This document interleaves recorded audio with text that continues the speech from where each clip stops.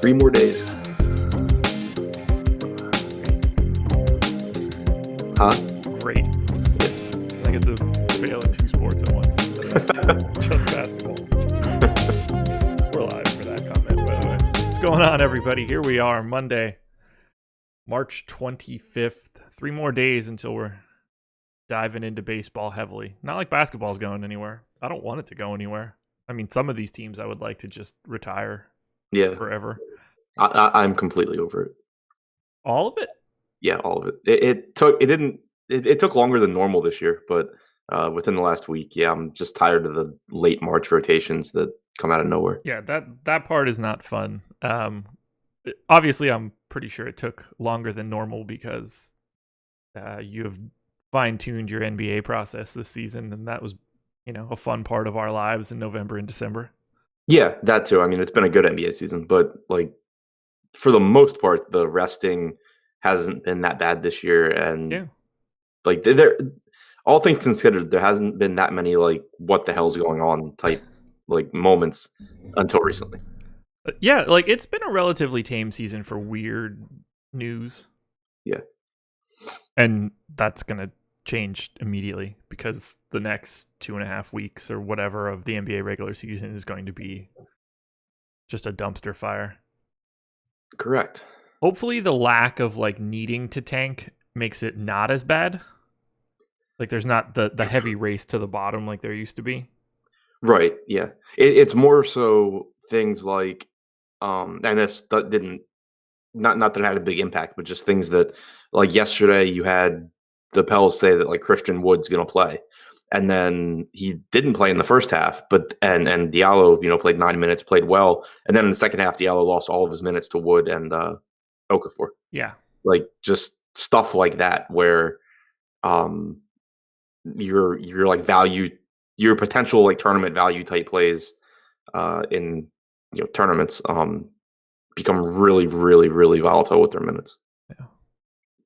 People were freaking out oh, do we need to get Christian Wood in there? I was like, I'm confident he doesn't get enough minutes to be fantasy relevant today, considering he can't get on the floor for any NBA team over the past 2 years. Yeah, my problem was that I took all of Okafor's minutes and gave them to him. I didn't take Diallo's minutes, and so I ended up with Diallo as a pivot over the Boston guys. Gotcha. Which I was really happy about in the first half. Sure. For sure. Yeah. Oh my God. These teams are so weird. That's late March NBA for you. All right. NBA strategy is the promo code. 50% off your first month with us. Any monthly package you choose, including packages with Fantasy Cruncher, you just get 50% off. So use that promo code NBA strategy, which is one big word. And as usual, we are brought to you by Thrive Fantasy. If you go to bit.ly/Awesemo, which I'm copying into the chat right now, and use the promo code AwesemoStrat, one big word, you get $5 free. You don't even have to make a deposit. You just get $5 free. Can't beat that at all. They are a DFS site that focuses on player props. You get a list of 20. You pick your favorite 10, and the goal is to accrue as many points as you possibly can, whether someone goes over or under a particular score. We will hit a couple Thrive props as we go through, but I'm going to start with one without us even talking about a game. You ready for that? Yeah. Okay. We got Paul George on the slate today. Points, rebounds, and assists. You get 95 points for the over. How do you think Paul George will shake out at 12.5? What was the prop again? Points, rebounds, and assists. And the number? 12.5. Wait, what? Yeah, exactly. I think they fat fingered one this morning. So Shout out to Thrive. I have him going over that 12.5 number 97% of the time. I have him projected for 39.6. I assume they tried to pick rebounds plus assists or something along those lines. It didn't even register what you were saying. I started typing it in and I was like 12.5. When you said 12.5, I thought you were talking about his FanDuel price or something. I was like, what the hell does this have to do with anything? Yeah. So that'll be a pretty popular over, I would imagine. Yeah, I would think so. Just thought it was funny. I wish it would have been there for our contest or something. Okay, best of 9. Yeah. That one's not going to get picked. All right, we've got a 4-gamer today. This is really weird. This is the smallest slate we've had in like 3 weeks, and it's happening on a Monday. We had a 4-game slate yesterday, Josh. Yeah, but we didn't. There were more basketball games across all of Sunday. It's just a straight 4-gamer on a Monday. Yeah. I played the all day yesterday, 8 games or whatever. Not true. I didn't play that. I don't think I was awake in time for that. Yeah, I would never do that. But yeah, 4 games, 1 at 7, 1 at 8, 1 at 9, 1 at 10. So, kind of weird. And it's a bigger slate tomorrow, too. But here we go. 4-gamer. We're starting with, I don't know, the least appealing game, probably, somehow. The Orlando Magic are hosting the Philadelphia 76ers. 108.5 implied total for the Magic. 111 for the Sixers. 2.5-point favorites in Orlando. A little bit of a pace-up spot for the Magic. I like the Magic a lot more than I like the Sixers. Vooch is at 10K on FanDuel, 9,200 on DK. I have a little bit on FanDuel, not so much on DraftKings, which kind of concerns me. How do you feel about Vooch today? I love him. 9,200 on DraftKings is really, really appealing. Still, playing bigger minutes. Orlando's still competing for a playoff spot. Like, this is one of the 2 games on the slate where both teams have something to play for. So it's appealing in that regard. Huge pace-up spot for Orlando. I love Vooch. Okay. Yeah, I love so many centers today that I don't really know what to do with it. Is 92 the cheapest price we've had on Vooch in like 3 months? Feels like it. I mean, I can't picture him being below 9. Right. Let me take a look.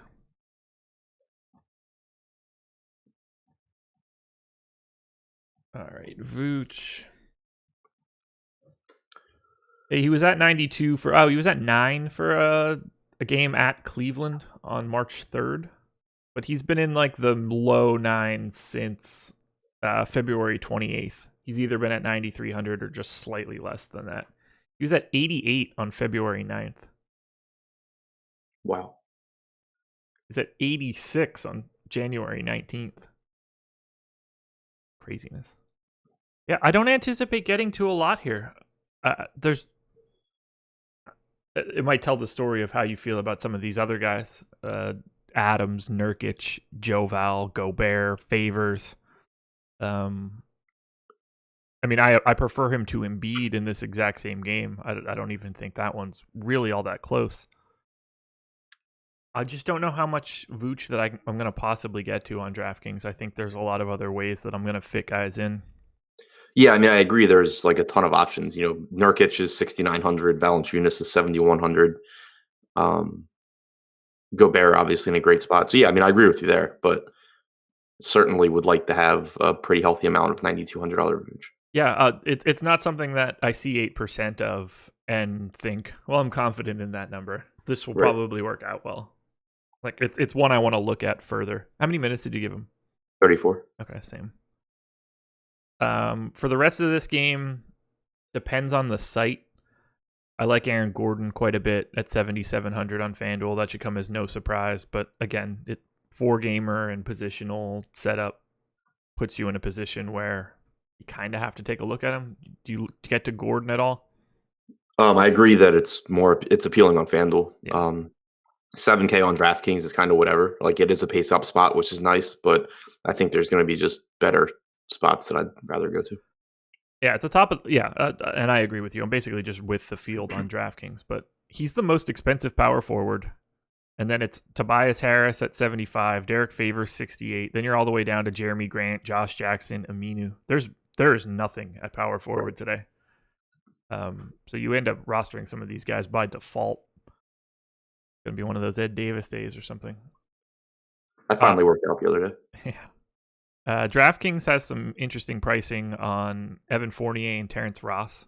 At least interesting in comparison to their prices on FanDuel. So I'm getting quite a bit of Fournier and Ross. Are those guys standing out to you at all on DK? I think they're definitely too cheap. I have Ross slightly ahead of Fournier. Just, the higher usage, higher upside guy. But yeah, Fournier at 32 minutes. I have Ross at 27, and they project within like 1 point of each other. Okay. I get a lot more Fournier than I do of Ross. I'm gonna assume it's because of their positions. I don't know what they They're the are. same position, Are they? at least on DraftKings. Yeah. They're both shooting guard, small forward. Yeah. Okay. I was just assuming that Ross somehow wasn't because I didn't get as much of him. I think Fournier just has a bigger standard deviation for me right now, and he's variancing his way to the top for me. They're both not really projected to be all that owned, 16 and 11% for Fournier and Ross.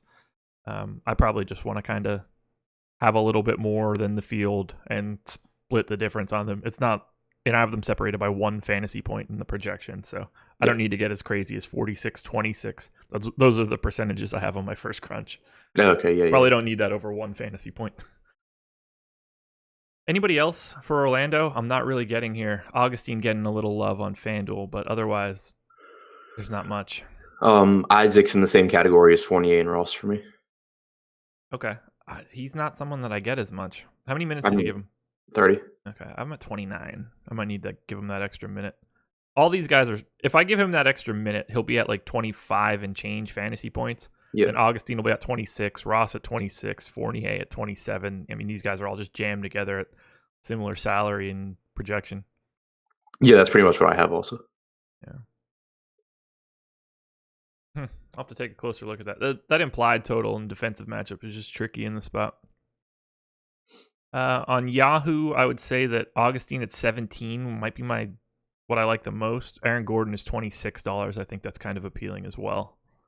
Vooch is 47. No issue going there.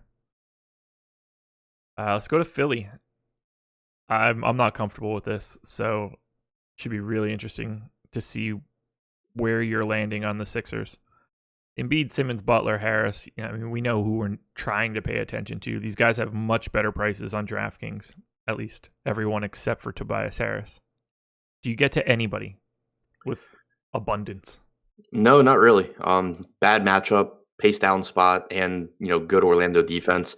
Simmons' price tag obviously still appealing. Like all their prices are appealing in a vacuum, but kind of like you were getting at with Vooch, 9,200 still being a lot more than some other centers. Embiid's 1,200 more than that, and 10-4 for Embiid's a really nice price tag, but not necessarily when it's still almost still like $3,500 more than Nurkic against the Nets or 1,200 more than Vooch. So happy with any Embiid, but probably not a huge priority. Simmons kind of the same thing. Like 8,400 is a nice price tag for Simmons, but I still hate the matchup, and I still think that I can probably find upside for cheaper. What do you have Embiid projected for relative to Vooch? Hang on a sec. I was trying to make sure I got his rates right. I have Embiid at 53.3 DraftKings, and I have Vooch at like 49. Okay. I have them essentially both at 49. Like 50 for Vooch. Okay. Embiid has been 1.7 on FanDuel over his last 30 days. Craziness. He's also played 6 games in that span. Very true. Yeah, I got 3% Ben Simmons. I got 5% Jimmy Butler. Those guys are at 13 and 11 on DraftKings. They're the highest. I don't have any Embiid.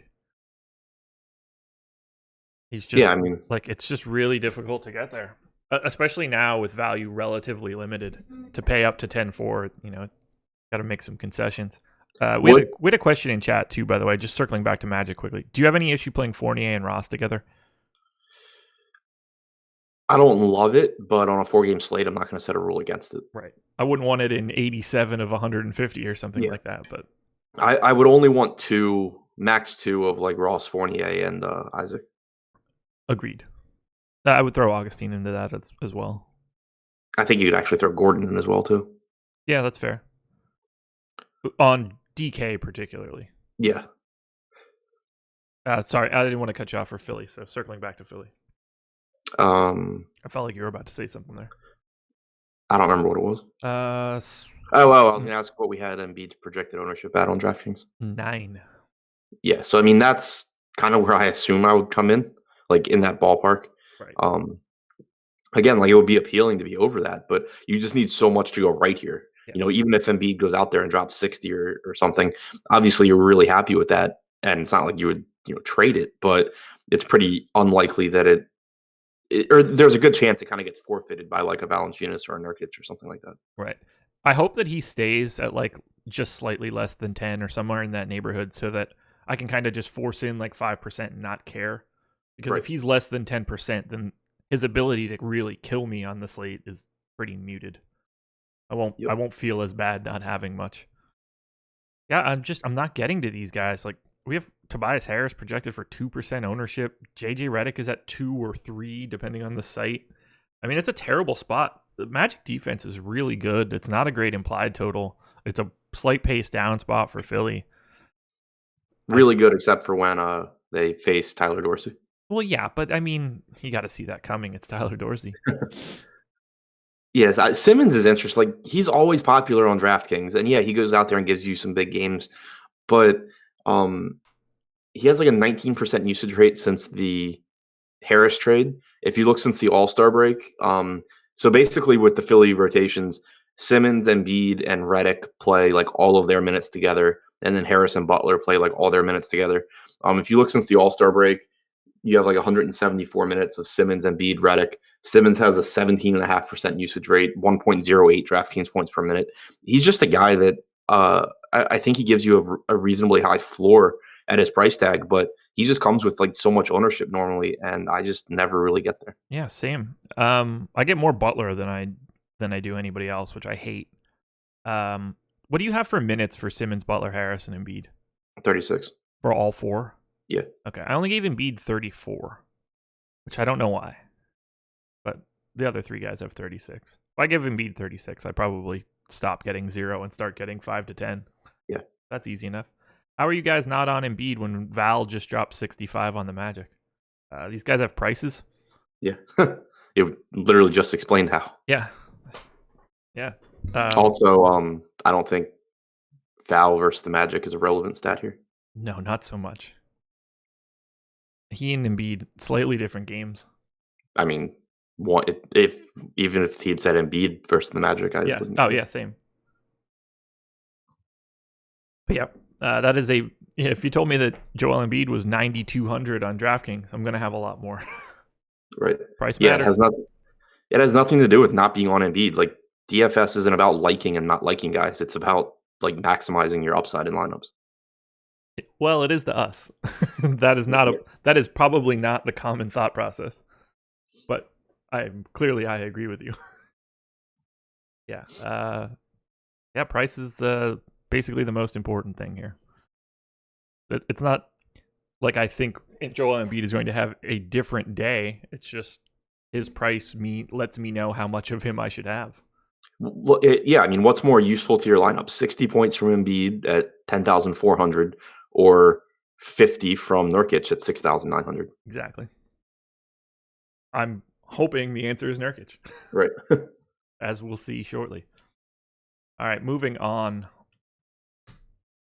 I can't even type Memphis. I just typed MEM wrong 3 times. 3 straight times.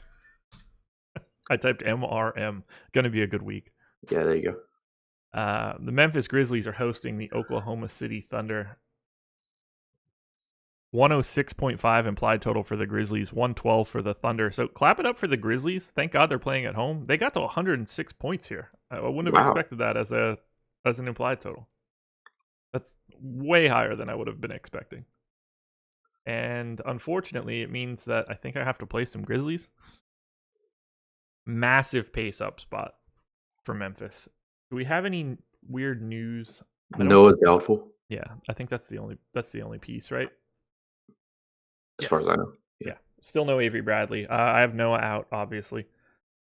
So let's start here. Jonas Valanciunas is 8,100 on FanDuel, 7,100 on DraftKings, $30 on Yahoo. He's relatively popular. I'm just neutral with the field right now, but the field is at 35% on DK. How do you feel about Jonas? I think I'll have more than that. I have 39 right now. That number might go up. How many minutes do you have him at? As pedestrian as I possibly could to start. 29. Yeah, I'm at 36. Yeah. So I didn't need to do that yet. Yeah, I mean, I expect him to play north of 30. I have him projected for, holy shit, 52 DraftKings points? Yeah. Well, if you keep that up, you can go ahead and plan on not having as much Vooch. Because I'm confident that you're not going to be able to make that hot swap if Jonas is at 50 fantasy points and $7,100. Yeah. Look, at 29 minutes, I get him in 39% of my lineups on DraftKings and 20 on FanDuel. I can pretty easily take some minutes from Julian Washburn or Ivan Robb and get him to where he should be, particularly with Noah out. I assume I end up in like the 32 to 34 range, which means that Joval is one of, if not the best play on the slate. Yeah, I'm at 34 now. I went ahead and cut it back a little bit. Yeah. You can't beat it. And he's really, really good on a per minute basis at fantasy. And now he's playing crazy minutes. Right. Or at least he should be playing crazy minutes. That's the only thing that gives me pause. Like, if they just decide that they don't want to do that. Yeah, but even if he does play 26, like he still is so good on a per minute basis. Like that happened the other day the second half of that back-to-back. Like they clearly limited his minutes, and he still got like 47. Yeah, there is nothing to get me off of Joval today. Yeah. I basically couldn't set my minutes at a spot where that would happen. But yeah, if he gets anywhere north of 30, you will regret not having him. Oh, minutes. I was just like, yeah, anywhere north of 30 minutes. Actually, I'm gonna bump him up to 22 now, so I don't forget, or 32 rather, just so I have like a decent mark in here. Oh man, I didn't even finish giving all of the Memphis minutes today, I guess.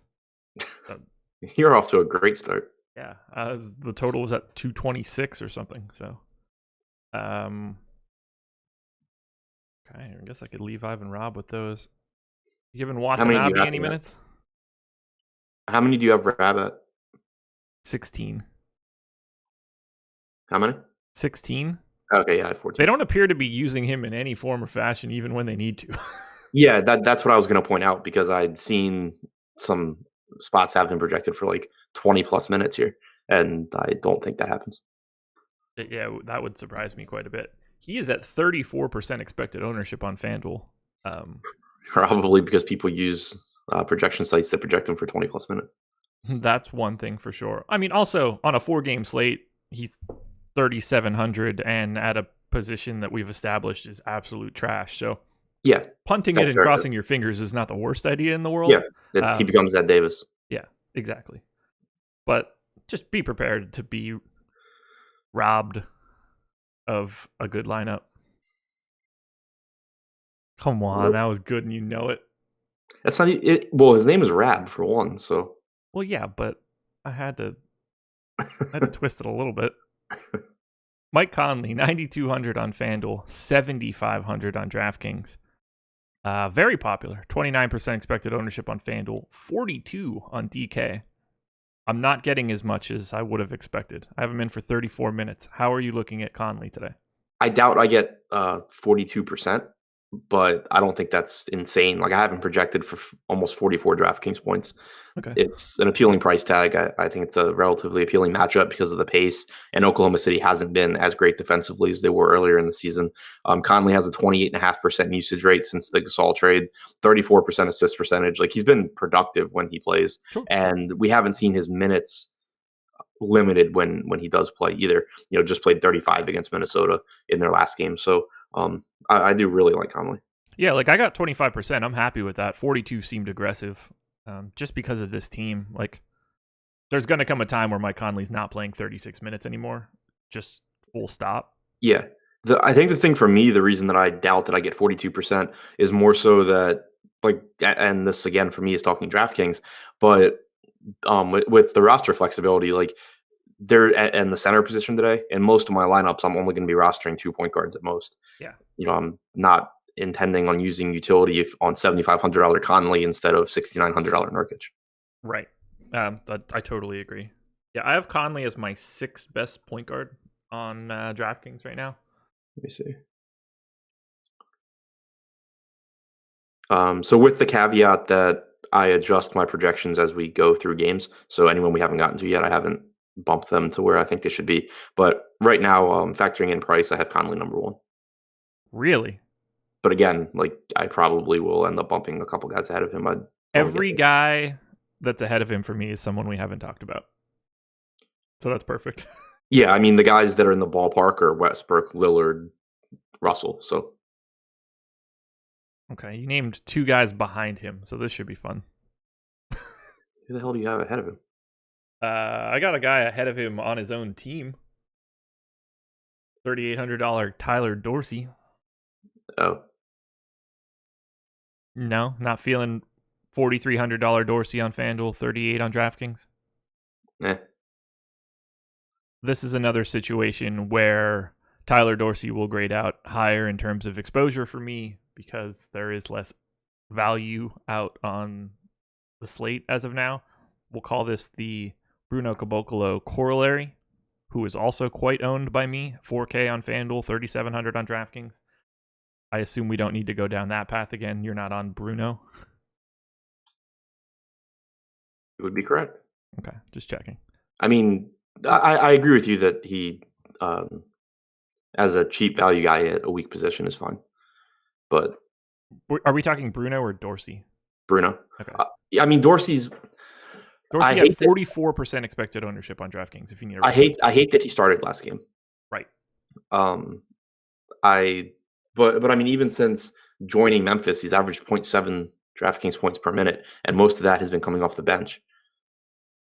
I have him at 26 minutes. I have him at like 19 DraftKings points. Yeah, I have him at 20. I might be a little higher on him there than you. 25 minutes as well. Yeah, he's not great. There's just, it's a value play without value yet today. That's all I can say. I'll have some Dorsey. I don't expect to be over the 44% number on DraftKings unless we get no news today. Yeah. And sorry, I misspoke. The 0.7 points per minute was with Conley on the floor. Yeah, he's not great with Conley on the floor. That's for sure. 0.88 overall. Any Justin Holiday, DeLon Wright? Like, I want to have a lot of pieces of this game, as crazy as it sounds, just because of the pace. Like, if Memphis happens to keep this close, this could be an interesting fantasy game. You just don't want to cheer for it because all of the guys that you roster from Memphis suck, except for Joe Val and Conley. Yeah, I mean, it's pretty gross. I'm trying to just kind of figure out. So, I mean, with Conley playing so many minutes, even though DeLon Wright's coming off the bench, he's still playing a bunch of minutes alongside Conley. Which I think he's like a perfectly fine secondary option, but not someone I'm excited about getting to. Outside of Conley and Valanciunas, I don't really have anything that I'm super confident in. Like if I get some Parsons sprinkled in or some Holiday, it's whatever, especially if better value doesn't open. Yeah. But the clear priorities for me are Conley and Valanciunas. Okay. Would you rather have Justin Holiday or Bruno on FanDuel? They are both 4K. Justin Holiday is at 28% ownership, Bruno at 12. If you want to add Tyler Dorsey to that for 4,300, go ahead. I think it's still Holiday for me just because I'm much more confident in the minutes. Okay. Even with Noah out? Not that has like a really big impact on Bruno, but just, he's tall. I mean, there's just so many games where Bruno should get the minutes and he just doesn't. That's fair. So, Holiday always gets his minutes. Yes, he does. I don't like either one. So. No, neither do I. Yeah, I don't want to like either one. Right. I would anticipate getting to more Bruno because of the position, and that's it. Sure. Small forward on FanDuel sucks a bag of them, so much like power forward. All right, let's go to Oklahoma City. At least this team is easy to talk about in that there aren't a lot of random guys to discuss. We have Russ and Paul George at the top. Russ is 12,000 on FanDuel, 10.9 on DK, 54 on Yahoo. Paul George is 10.4 on FanDuel, 9,600 on DraftKings, 47 on Yahoo. Neither guy is standing out as a fantastic play. I'm neutral with the field on Russ, just slightly under the field on Paul George. Either of these guys standing out as key cogs in your lineups? Probably not, just because I don't know that I'm getting to like 10,900 on Westbrook over 10.4 Embiid plus all the other cheaper guys we've talked about. Right. I have no problem with any Westbrook that I get to. I have him projected for uh, like 50, almost 58 DraftKings points. So I have him as really good play in a vacuum. It's just a matter of what kind of value opens up throughout the day. Is he your top scoring play of the day? I would imagine. Probably either him or Dame. Right now it's him. Yeah. Okay. What about Paul George? I have him. I have him well behind him right now. I have Georgia like 52 DraftKings. Okay. So nobody's standing out between the two of them. You'll just have them, but they're not cores, so to speak. Yeah, I mean, I think I probably get more George just because of the position. Sure. I have a very similar amount of both guys on both sites, so I don't really have like a hot take. They're just kind of there. Yeah, it is worth pointing out that Memphis has not been as good defensively since like the start of or since the All-Star break. They're like middle of the pack and also playing in middle of the pack pace. Yeah. So not as unappealing a matchup as it used to be. Yeah, Memphis is flat neutral in terms of fantasy points per possession. So is Oklahoma City over their last 15, oddly enough. Steven Adams is grading out pretty well for me. 6K on FanDuel, 5,300 on DraftKings, 22 on Yahoo. Just strikes me as a solid value option that isn't out there at that price tag. It's rarely sexy, but I'm more likely to play Steven Adams on a 4-game slate than I am on a 10-game slate. Are you looking at Adams at all? Does he grade out? I agree with you there, but the opportunity cost is still through the roof. It is. So I highly doubt that I get much. Okay. See what's around him.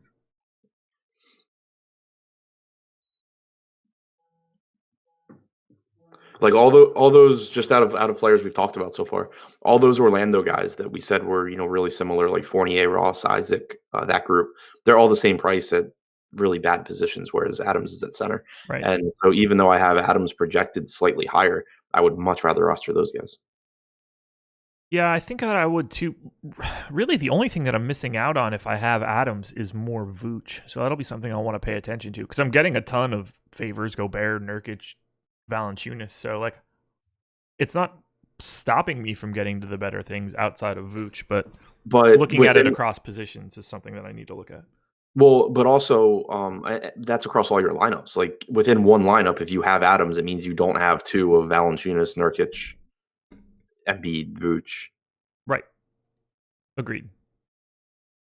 Yeah, I'm not comfortable with the amount of Adams that I got so far, but I don't mind him at 5,300. Yeah, I mean, I agree that it's a value. Like there is value there. I just have trouble rostering him on this slate. Makes sense to me. How do you feel about Jeremy Grant, particularly on FanDuel, 5,600? Pretty fair price tag at a really bad position. Would obviously like him a lot more if Noel for some reason didn't play, but still should play something around 34 minutes. I have him projected for 0.86 DraftKings points per minute, which he's another one. I would rather roster Jeremy Grant than Steven Adams on DraftKings. Man, I have Adams so far ahead of Grant on DraftKings. I have Adams like half a point higher, but at center 5 points higher. Yeah, no. So I would definitely have Adams more on FanDuel though because of the position and rostering. 2 power forwards. Like he's probably my favorite Oklahoma City play on FanDuel. Grant? Yeah. I mean, I'm using the term favorite in a weird way, I guess. It's not like I'm happy about it. But look, the alternatives are really getting excited about, I don't know, Josh Jackson if he plays today. And I'm comfortable getting Grant since by all accounts, he should play 33 plus minutes. Fun game. It's going to dictate a lot. If this game stays close, could get ugly. And no real reason it shouldn't. Yep. Moving on? Yeah. Hit that like button while you're here, people. Seems like a good time to do it. The Utah Jazz are hosting the Phoenix Suns. How, 116. What? how did all your Jimmer Fredette go the other day? Not well. I hadn't even looked to see what he did. I just saw he played 4.5 minutes. Yeah. Well, Elliot Kobo played 20 minutes. Yeah, that was not. And Jamal Crawford didn't play. Like, if you told me, like, I didn't think that Elliot Kobo was viable to play. Yeah, I had Crawford getting those minutes. Yeah, so did I. Spalding got a lot more minutes than I had him projected for. Yeah. So I mean, clearly it didn't go well, but yeah. If you told me that Elliot Kobo had the ability to play 20 minutes that night, I wouldn't have had any Jimmer Fredette. Yeah. Jazz are 15-point favorites here at home against the Suns. Phoenix is without Tyler Johnson, still without TJ Warren. Josh Jackson is questionable. For the Utah side, everybody is available as of right now. So we'll start for Utah. Pace up spot. Clearly a good defensive matchup. Highest implied total on the slate. Rudy Gobert is 9,400 on FanDuel, $8K on DraftKings, and $37 on Yahoo. I mean, I just have a ton of the Jazz. So is there anything you don't like from Utah? Nope. Take this time to once again remind everyone that Quinn Snyder plays his guys throughout blowouts at home as long as it's not literally embarrassing the other team. So I am not even considering discounting minutes on guys. Yep. Because for more often than not in home blowouts, they lose like a couple of minutes. So just something to keep in mind there, because I'm sure that people will inevitably throughout the day talk about how Utah is going to blow out Phoenix. Yeah, I have many multiples of the field on Gobert, many multiples over the field on Mitchell. Same thing for Favors, same thing for Rubio. I love all four of those guys. Do you have any preferences in those four? Or do you want to rank them or anything like that? So I have Gobert as, in a vacuum, my best play from Utah. I think Derek Favors is the best play from Utah when you factor in position. Yep, agreed. I think that Donovan Mitchell is just behind those guys. I think Rubio is right there with Mitchell. $5,400 Rubio is craziness. Yeah, that's a really nice price. Yeah, I'm going to have a lot of these guys. Is there anything that you would do for your crunches for these guys? Any groups or rules you would want to set? The only one I really use is not to have Favors and Crowder together. Yeah, agreed.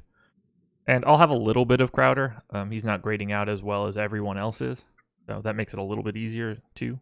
But I just Gobert, Mitchell, Favors, Rubio is as good as it gets. And Jingles on FanDuel is fine by me because of positions. I can't imagine getting to him on DraftKings. He's priced really shitty compared to everybody else. Yeah, exactly. I'm not paying more money for Joe Ingles than Derek Favors. No. Or Rubio or Crowder. Yeah, I mean, I have him ahead of Crowder, but... Really? Yeah, well, I have Ingles at 32 minutes. I have Crowder at 28. Wait, when you say you have him ahead of him, what do you mean? Like preference? I think he's a better value. Oh, okay. When you said the minutes and stuff, I thought you just meant like more fantasy points. Oh, yeah, no. Just, okay. I mean, I have him as a slightly better play than Drake Crowder. Okay. Yeah, this is... how many minutes did you give to Rubio? 28, just because he wasn't popping quite as much as I thought he should, so I just gave him the extra minute. Okay, yeah, I gave him 28 as well. I can't get away from these guys. It's the best spot on the slate. Yeah. Really all there is to it. Chat was saying, like, oh, Howell Neto is sneaky punt. Because it's going to blow out, right? Right, yeah. Not today. Unless Utah wins by 50. Like 30 is literally normally the threshold for Quinn Snyder bringing his guys back in the fourth quarter at home. Yeah. Yeah, I don't want anything except for their main dudes. Where do you rank Gobert in relationship to the rest of the centers? Let me see. So, keeping in mind, again, that I haven't done anything for Nurkic yet or Eden. Right. I have Gobert as a slightly better play than Vooch or Embiid at their prices. I have him behind Valanciunas. I already have him behind Nurkic. Yeah. I have him miles behind Valanciunas and pretty close to Nurk. I have him pretty far behind Nurk and not even in the same category as Valanciunas. Yeah. And remember, I have Valanciunas at 29 minutes, so I will also be joining you in that different category. Yeah. Alrighty. Move to Phoenix. 101.25 implied total and a matchup against the best defensive team on this entire slate, maybe the league. I am not over the field on anyone except for Bender, and that's just barely. That's a good spot to be. Yeah, it's fantastic. I have Josh Jackson in for 24 minutes. Do you have him? I assume you have him out. Yeah, I'm out right now. Okay. Does it matter to you? Nope. Okay. Is there anything you want here from Phoenix with a priority? No. Yeah, I agree. I'll have a little bit of Booker because he's Devin Booker, but yeah. I mean, Booker's the guy that grades out the best because he's Booker. Yeah.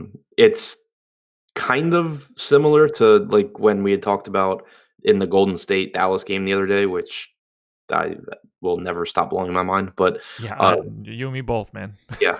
Like I was out at a bar with friends and I kept looking at the score because I had like massive amounts of Durant. Yep. And I'm just like, okay, the Warriors are down 30. Durant's going to score 50 real points. And then I look like halfway through the third. I'm like, they're still down 30. And like my friend's a Mavs fan, so he was just like, there's no way the Warriors don't come back. Like the Mavs don't even want this win. Yeah. And, when I saw the score at half, I was like, oh, this is going to be great. Like Durant's going to smash the third quarter. Yeah, like I was really excited about my night when I saw the score at halftime. Yeah, you and me both. I thought that was the best thing that I could have hoped for. Yeah, when I saw it again with like 6 minutes left in the third and it had grown, I was like, okay, this isn't looking good. No, not at all. Yeah, but anyway, same idea how we had talked about if you're going to have a lot of Golden State exposure on that slate, being overweight on Luka made a lot of sense just because it maximized the upside of basically your entire portfolio. Yeah, for lack of a better word, because it was obviously a slate where Golden State was going to be popular and then nobody was going to play Dallas. And so if that game shot out, you just maximize your upside. It's the same kind of thing here, where it not to the same extent, but same kind of thing where if you're getting a lot of Utah across your lineups, nobody's going to be getting Phoenix. And if this game does end up being, down to the wire, it's very likely that Devin Booker had a big game. And so he kind of just being overweight on Booker, if you went that route, maximizes the upside of your Utah guys. Yeah. Would you ever want to put something in like at least one of Gobert, Mitchell's favor, Rubio with Booker, or maybe just Mitchell and Gobert? Yeah, I plan on setting a rule that if I have Booker, I get Utah guys. Okay, there you go. Yep, which I did the same thing with Doncic the other day, and it killed me because it meant that I had a Golden State guy with all my Doncic. Yeah, that's true. Doncic, who is just incredible, by the way, and you calling me out just because Trae Young was playing well earlier that day. I was really excited about Trae Young. I had like 35%. Yeah, it was, and in cash, if I remember correctly. Yeah, cash, or at least you did at the start of the night. I don't know if you still didn't win because Kevin Durant couldn't get there. But yeah, yeah. I just thought like when I saw that tweet, I was basically getting ready to go to sleep, and I saw that you tagged me in it, about Trae Young, and then I looked at the score and saw that Luka had like passed him. I was like, oh, okay, I can get back on this one now. Yeah. And side note, no, Trae Young is not better than Luka. No, it's not even remotely close. And yeah, not remotely close. Trae Young's really good. It does not. That's not an indictment on Trae Young. Right. It's Trae Young for Rookie of the Year. No. Right. Trae Young is making the trade. In hindsight, not as egregious as we thought it was earlier in the season. Yeah. When you factor in the pick and everything. Yeah. Yeah, they're getting everything they could have wanted from Trae Young in a rookie season. Yeah, that's for sure. Minus his defensive ineptitude, he is a very good offensive player. Yeah. This has, I don't know why this triggered in my head. Did you see Jeremy Lamb's shot yesterday? Yeah, that was nuts. Insanity. I was like, oh my god. So I'm watching House of Highlights, and I tell my wife that like she needs to see this. I was like, they just won on like a random half court shot, and she's like, what do you mean it's random? Like, they're playing. I was like, just watch it. And she's like, oh, okay, I understand what you mean. I was like, yeah, it was like he didn't try to do that. He just he was left with no other choices. Craziness. Did you see Kemba's reaction? No, it's all Lowry's. Oh, you gotta find the highlight where they stay on Kemba. So Lamb lets it go. Kemba like tosses his arms up and like spins away from the basket, not looking at it. Basically, like the physical representation of rolling your eyes. Yeah. And as he's turning back around, it's going. Absolutely nuts. And then we've got the Duke game last night. So. Crazy finish. Terrible missed call. That's why I'm wearing my Duke National Championship shirt today. Let's get out of Phoenix and close this out. We probably need to touch on it for at least a half second. I know that we said that it didn't matter. If Josh Jackson is in, do you think he plays in enough minutes to be super viable? On FanDuel, he's 5,300. On DK, I think you could ignore it. Yeah, if he's in, I assume he gets, his 32 plus minutes, and he's a perfectly fine play if you feel the need. Okay.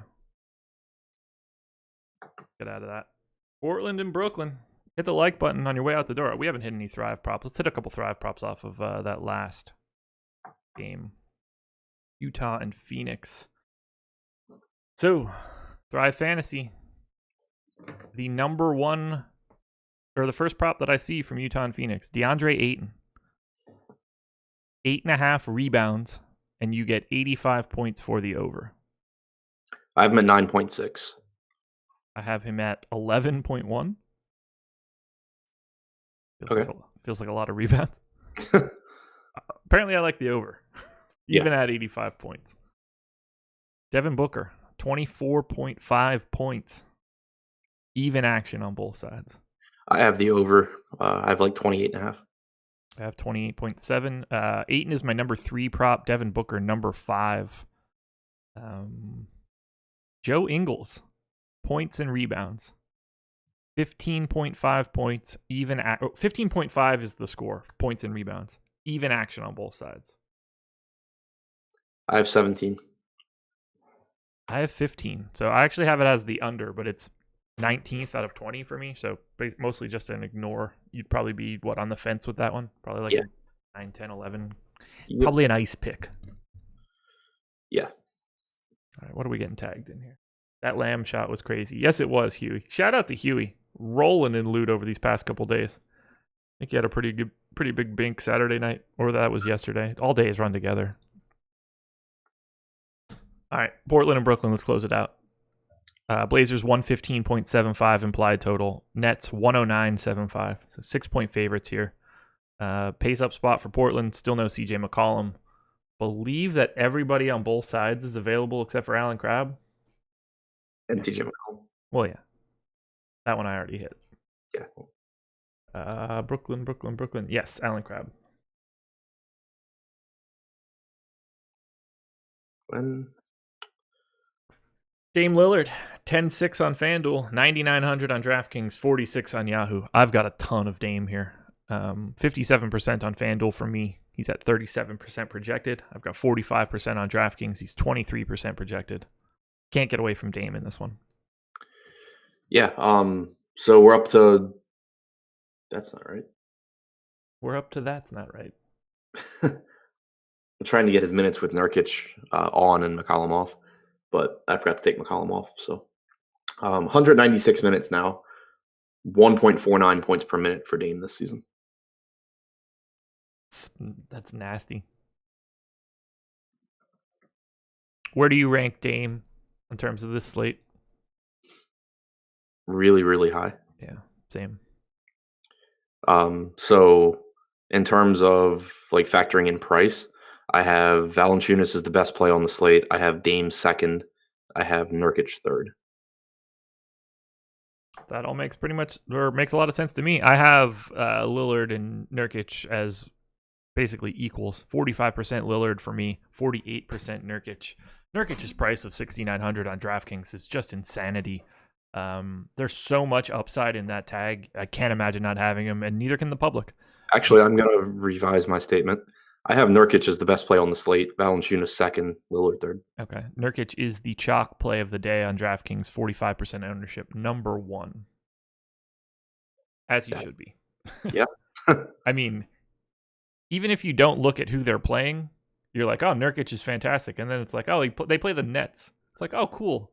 I've known that Nets get destroyed by centers for like 2.5 years. Right.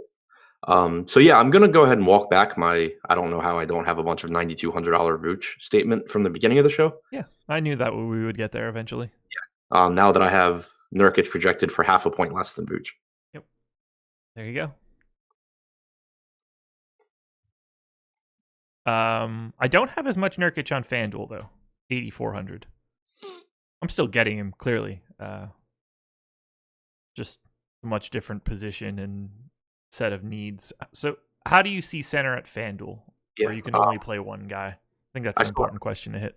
Yeah, I have Nurkic number 1, Valanciunas number 2. Big drop off. Vooch number 3, Gobert number 4. Yeah, so I think I have Gobert ahead of Vooch here. I mean, I have them very close. Same. But I still Nurkic and Valanciunas on FanDuel are the guys for me too. Okay. Yeah, I'm not going to have a problem with it. Lillard and Nurkic just look fantastic. Does anybody else stand out for you for Portland? I'm getting a little bit of love to Aminu, a little bit of love to Seth Curry. I mean, nothing else as a priority. I do think that if you're not playing Nurkic and you needed to save money, you can go to Cantor. Yeah. Obviously, a phenomenal spot for him also. He's at 20% expected ownership on DraftKings. I think that's a little silly. That is nuts. Yeah. Especially when you when you factor in the opportunity cost also. Yeah, look, you want to enter a single entry tournament and use that as your one pivot off of chalk, like cool. But to put him in 1/5 of your lineups and remove everything else we've talked about from center, you are betting on a very, very specific outcome of this game. It's not just like, oh, Cantor did enough to be a good value. It's, I need Yusuf Nurkic to pick up 2 fouls in 90 seconds. Yeah, so like I got a little bit of Aminu, 4,900 on FanDuel, 4,300 on DK. His minutes have been weird. I have him in for 29 today. Do you have anything like significantly higher or lower than that? I have like 26, 27. Okay. But I don't think that it's. I'll probably end up going like 28. Okay. Did you look at Rodney Hood at all? Or not Rodney Hood, sorry, Seth Curry, 3,800 on DraftKings. Yeah, I mean, the minutes have been really nice. Yeah. Played 32 against Detroit. Yeah, I gave him 27 here. I don't really know what it means. I have him at 28.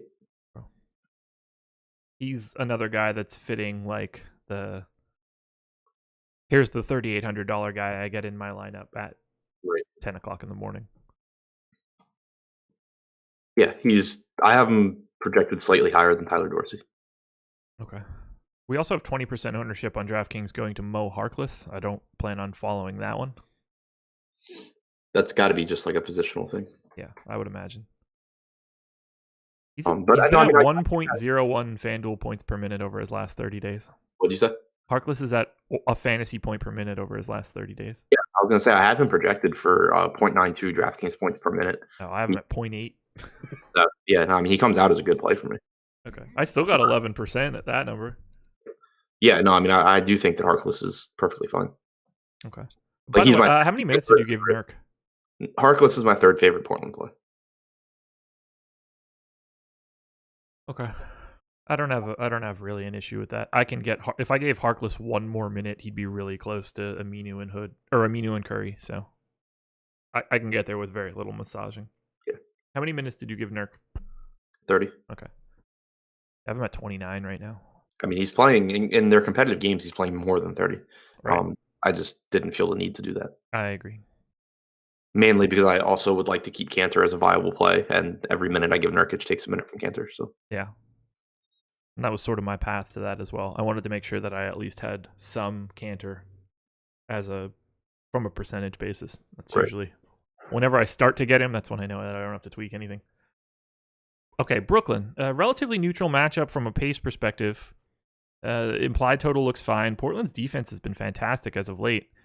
You mentioned D'Angelo Russell earlier. 9,100 on FanDuel, 8,600 on DK, 39 on Yahoo. I gave him 32 minutes. Like, he's getting even more than I would have expected lately. You still like Russell here because I'm not getting as much as I would have expected. And I've been getting a lot of him, over the past week or two. So yeah, I mean, I have him at 34 minutes or 33 minutes. Okay. He has just still been really productive. I mean, I'm not getting I don't have him in the same ballpark as Lillard or anything like that. But I do still like the upside he brings, just because Brooklyn has been playing a bit tighter rotations. Russell's getting more minutes, especially as long as he's playing well. So, and it's nowhere. I would never get close to him in like cash or any sort of like optimal lineup format, but in tournaments, I think he has a ton of upside still. Okay. These guys are priced. There's a core of Brooklyn guys on FanDuel that have just insane price tags. Spencer Dinwiddie is $200 cheaper on FanDuel than he is on DK.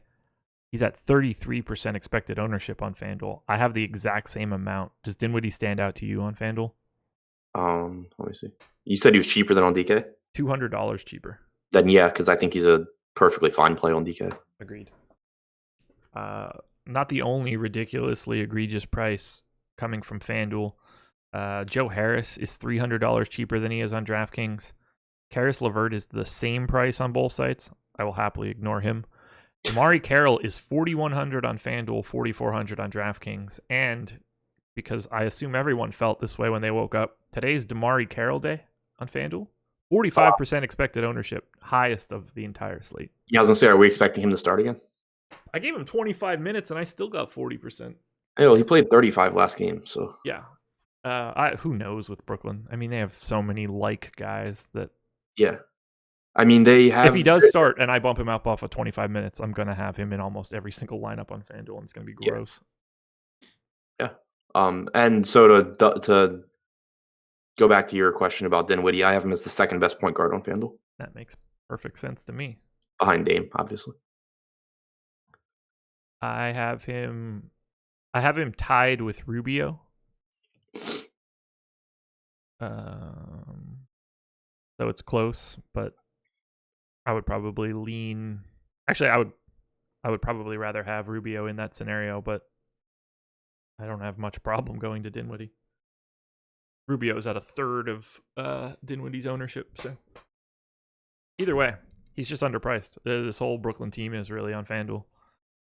Can't get away from it. Pay close attention. We will never have that Brooklyn starting lineup before lock. So, how many minutes will you give Temari Carol? 30. Really? Okay.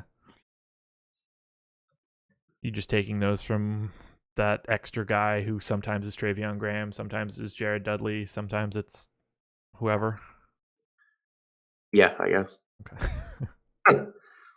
You gonna go to the Karis LeVert well? No, not with him back on the bench. Yeah, I assume. Just hasn't been great coming back off of the injury, which doesn't shock me. I mean, there was kind of gnarly. Yeah. I mean, I had a bunch of him expecting him to start last game just because, again, Atkinson's running pretty tight rotations right now. Yep. But once he went to the bench, I got off everything that I possibly could. Let's bump up Temari Carol here. Cut the minutes of Dudley. If you're not happy with the projection of Jared Dudley for this game, feel free to take every one of those minutes and just give them to Travion Graham and change nothing about the rest of your day. Yeah. I don't have anything else to talk about here. Let's grab one Thrive prop before we close this out. Karis LeVert, speak of the devil. 12.5 points. Even action on both sides. How do you feel about Karis LeVert? Projected for 9. Yeah, I have the under, and it's my number 6 prop. Yeah. Sorry, Karis. Go to bit.ly/Awesemo and use the promo code AwesemoStrat. One big word. Free $5. Don't even have to make a deposit. Can't beat it. Shout out to Thrive. I should have a t-shirt coming this week, which will be really, really gratifying. Which, fortunately, I can't see you on screen, and I don't watch our shows, so I'll never see it. Two things to say, and then we'll get out of here. One, I will absolutely leave myself on a period that day and crop my screen differently. It's just going to happen. I might not even, I will certainly move the mic and change everything about the presentation so that it is on the entire time. Secondly, you should listen to the shows. I paid you quite the compliment last night on Live Before Lock. I'm sure you did. I did. Do you know what I said? No, I don't. I said that I think that Adam is a better DFS player than I am. No, you didn't. Swear to God. Really? Well, I'll swear to something that you think that I actually believe in. But yes, I really did. Thanks, man. Yeah. I did. I've never agreed with you more, by the way. Yeah. I was just like, I'm just going to be honest in this spot. And yeah, the conversation just got to like winning and the tournaments that we play and stuff like that. I was like, yeah, I think Adam's really good. I think he's better than me. That's why you see him at the top of a lot of these tournaments. So there you go. You should listen more. You get compliments. Yeah. That's not going to make you listen. Yesterday, I don't remember what I said, but it wasn't as complimentary. I love it. That makes me happy. Okay, I think we're done. Not yesterday, Saturday. Okay. I think we're done. 4 games, guys. It's an odd Monday. Pay close attention to the news because every piece is slightly more important for a slate like this. The trickle-down effects become pretty massive. CJ the Great said, yeah, but you didn't tell him that you were buzzed. Yeah, I did. I told him before the show started.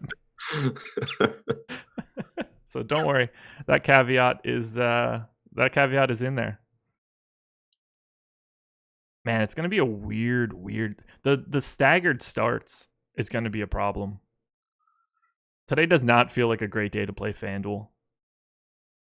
Yeah, except for the late game has playoff implications. Yeah.